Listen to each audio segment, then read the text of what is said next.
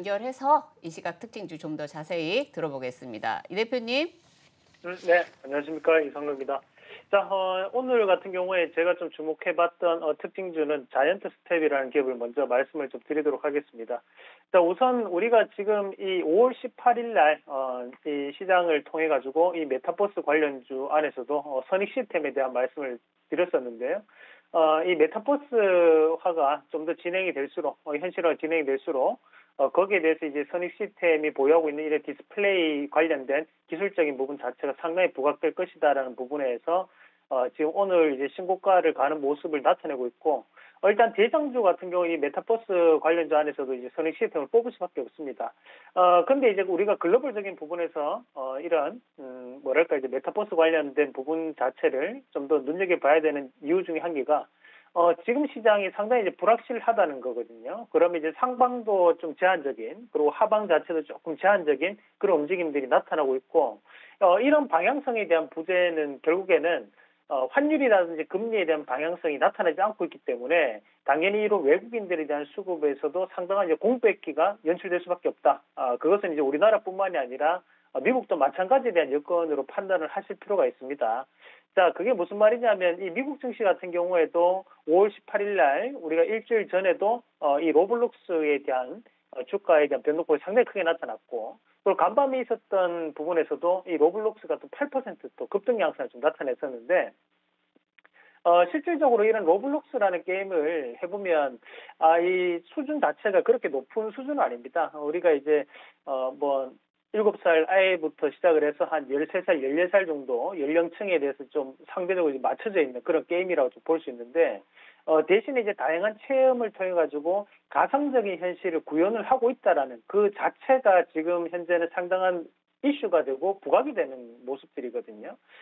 그것은 결국 이제 시장이 실적 시즌 이후에, 지금 우리가 이 실적 시즌이라고 한다면 5월 중순까지 우리가 실적 시즌을 얘기하고 5월 말부터 또다시 한 번 더 6월 달까지는 실적에 대한 공백기이기 때문에 그에 따른 부분에서는 또 재료 및 테마주들이 움직일 수밖에 없는 상황이라는 거죠.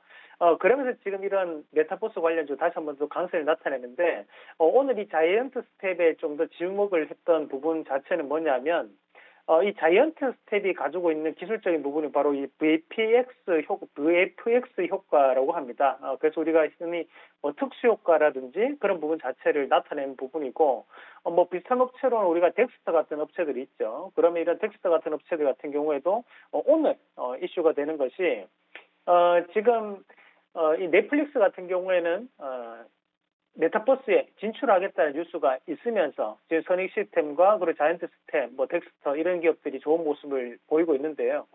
과연 이 넷플릭스 같은 경우에는 이 메타버스 시장을 어떻게 볼 것인가라는 거죠. 그러면 당연히 우리가 드라마라든지 영화에서는 상당히 필수적인 부분으로 나타낼 수밖에 없는 그런 기술적인 부분 자체를 감안해서 봤을 때, 그러면 지금 아직까지 시장에서 조금 더 저평가되고 아직 반영이 안 된 부분이 뭔가를 우리가 찾아볼 필요가 있다라는 말씀을 좀 드리도록 하겠습니다.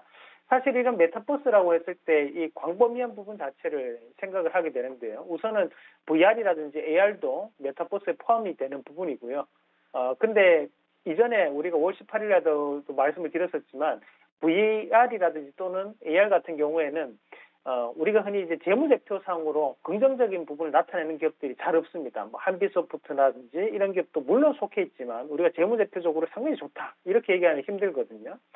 대신에 이제 이 자이언트 스텝 같은 경우에는 고성장에 대한 PR 가치를 가지고 있지만 그만큼 이제 성장 속도가 빠른 기업이기 때문에 꾸준한 수주 가능성은 높게 우리가 판단을 할 필요가 있다라는 거죠. 그리고 지금 현재 시장에서 우리나라 시장이 좀 부각되는 것이 바로 이런 컨텐츠에 대한 부각이 되고 있는 양상인데요. 그런 컨텐츠에 대한 부각 자체를 감안했을 때 이 자이언트 스텝에 대한 신고가 가능성도 저는 열어놓고 좀 더 봐야 되지 않냐라는 말씀도 함께 드리도록 하겠습니다. 그 외에도 우리가 이제 이런 플랫폼을 공유할 수 있는 기업들, 뭐 카카오라든지 네이버도 여기 포함이 되는 기업들이고, 마찬가지로 디스플레이 및 메모리에 대한 업그레이드 상향이 필요하기 때문에 그에 따른 관련주에서 뭐 선익 시스템이 우리가 대장주라고 여기는 부분이고요. 지금 덱스터라든지 자이언트 스텝 이 두 가지 기업도 긍정적인 부분으로 해석할 수 있고요. 특히 여기 오늘 자이언트 스텝을 소개를 해드리지만 마찬가지로 함께 대안으로 볼 수 있는 덱스터 같은 경우에도 최근에 기관이자 움직임이 상당히 유입이 많이 되고 있는 상황입니다. 실적적인 측면 자체가 이 자이언트 스텝이 좀 더 긍정적이기 때문에 주가적인 부분에서도 좀 더 올라가는 모습이지만 가격적인 측면에서 따졌을 때는 또 덱스터가 상당히 또 매력 있는 구간이거든요. 이런 부분 자체를 감안해서 본다면 우리가 지금 시장에서 6월 말까지 다시 한 번 더 이런 메타버스 관련된 이슈는 좀 더 지속될 가능성이 있지 않나라는 말씀도 함께 드리도록 하겠고요. 최근에 보면 시장이 계속적으로 이런 특징적인 부분 또는 재료적인 부분 자체가 이슈화가 되면서 그에 따른 관련주들이 많은 움직임들을 보이거든요. 그러면 지금 우리가 봤던 지금 이제 메타버스 관련주 같은 경우에도 국내뿐만이 아니라 글로벌적인 부분에서도 함께 움직일 수 있는 그런 동조화가 나타날 수 있기 때문에 좀 더 강한 상승세를 좀 더 펼칠 수 있을 것이다. 그 중에서도 우리가 VFX 효과를 가지고 있는 지금 보면 자이언트 스텝이라든지 덱스터 같은 기업들은 앞으로도 지속적인 성장 가능성이 있다고 판단을 하고 저는 지금 자리에서 한번 들어가 본다면 자이언트 스텝을 한번 골라볼 것 같습니다. 그래서 지금 자리부터는 우리가 오늘 접근하시더라도 신고가 부분까지는 좀 더 길게 들고 가시면서 다시 한번 더 신규 상승주에 대한 효과를 누려보신 전략으로 말씀을 함께 드리도록 하겠습니다.